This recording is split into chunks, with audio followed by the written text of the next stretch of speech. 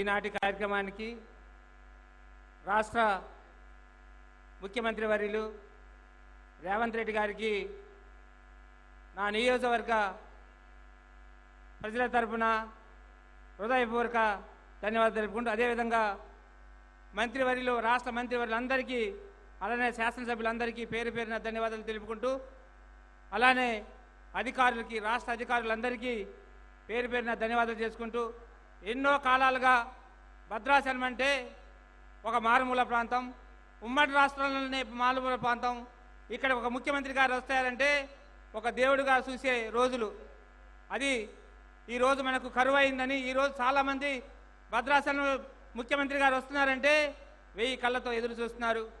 ఎన్ని హామీలు కురిపిస్తారో ఏమిస్తారో అని ఒక ఆలోచనతో ఉన్నారు.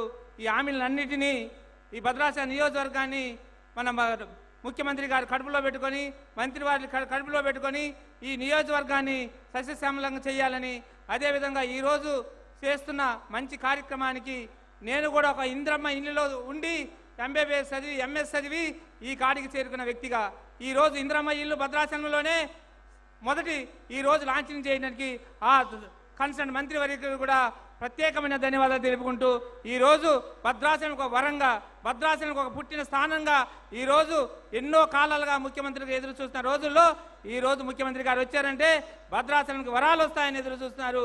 ఈ వరాలని అదేవిధంగా హామీలతో పాటు మీరు భద్రాచలం నియోజకవర్గాన్ని ఈ అంతర్రాష్ట్రాల మధ్య ఉన్న మన నియోజకవర్గాన్ని మీ కంటికి రెప్పలా కాపాడతారని విన్నవించుకుంటూ సెలవు తీసుకుంటున్నాను.